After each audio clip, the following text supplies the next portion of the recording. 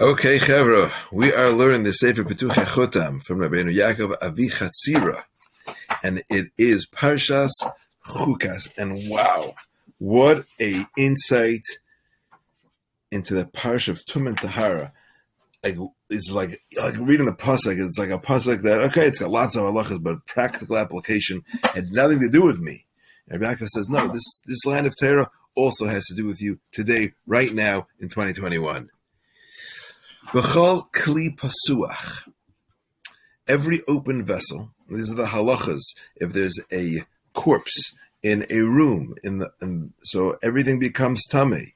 And if you have a kli, a vessel in the room that was open, asher ein samid pasil olav, which did not have wasn't fastened down, didn't have a cover, samid, a cover, pasil olav, that was closed upon it, tameyu, the vessel becomes tamei.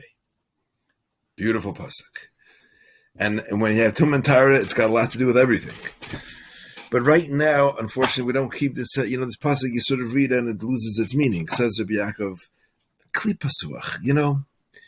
We have a mouth, which is a kli pasuach. It is a vessel that's open, and we have another aver, which is also pasuach, and that is the milah. Men, at least, have a milah, and that is two kalim that are pasuach, and they both have discharge. Could be used for good and for bad. If it is acted with properly, then it's wonderful. It's amazing. If it's not used properly, then there's tremendous damage that is done to a person, to the entire body is affected. Furthermore, says Rabbi Yaakov, the blemish that affects one affects the other, and the way to guard yourself from one is the same way to guard yourself from the other. And that is through machshava, through our thoughts.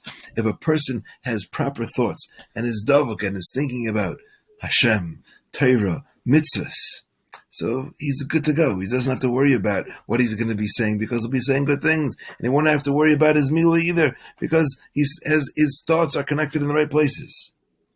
But if a person, chas v'shalom, his machshava, his thoughts are in the wrong places, then that affects the way he talks, the way he says things, and it affects the milah as well.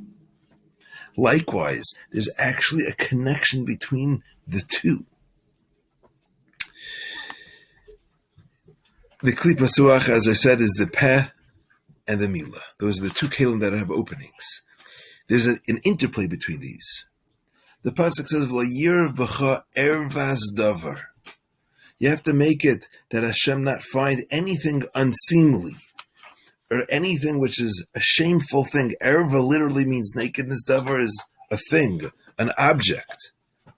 Erva refers to the milah. Davar or dibur refers to speech. You see that there's an interplay here between ervas, davar, between the milah and the peh. And they affect each other. And therefore, the main way to keep both of these intact is through our machshava. Let's take a look at this pasuk. So he said, "V'chol kli pasuach." What's an open vessel? That's the peh, the mala, and the peh lamata. Asher ein samid pasil olav, that doesn't have a covering tied to it. The word samid, a cover, is the gematria 144, the same as kedem. Kedem, says Rabbi Yaakov, is Rashi Tevis for koil, dibur, and machshava. If you have a cover on your kli that happens through, you're careful with your koil and dibur because of your machshava, then that will affect, in a good way, all of your openings, your kli pasuach. If it has a tzamid, if it has a cover. Tzamid, spelled b'milui. Milui, again, is when you take the word and you spell out each letter of that word. So you have tzadik, mem, yud, dalid. Each one there, tzadik is 104, 80, 20, 434, gives you 638. Right, that's the gematria of tzamid b'milui. What did we say? What do you need to do? What's the ultimate cover? How do you keep your peh lamala, and your peh lamata? How do you keep your peh and your milah covered? Conceptually covered. That's through machshava. That's b'kedusha u'b'tahara. You hear the phrase all the time, B'kedusha v'tahara, B'kedusha v'tahara. When holiness and purity, the gematria of B'kedusha v'tahara is 638. That is the ultimate cover. The tzamid b'milui is B'kedusha, keeping ourselves in holiness, v'tahara, and purity. What happens if a person doesn't have a tzamid pasuk olav? What happens if his kli is just pasuach? It's just open and he doesn't have that kli, doesn't have something covering it. Tamehu. It doesn't just affect his mouth, doesn't just affect his meal, it affects his whole being. He becomes tameh. The opposite, of course, is also true.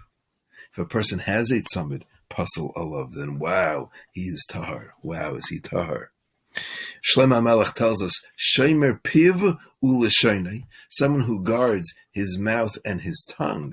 Shomer mitzareis nafshoi, he guards himself from trouble, he guards his soul from tzara. Yaakov was bothered. Why do you have to tell me to guard your mouth and your tongue? It's a little repetitive. So says Rabbi Yaakov, perhaps Shlomo Melech is being meramis to two pez, two mouths. There's the lashon. That's only one place. But Chazal use a reference to the pia amma.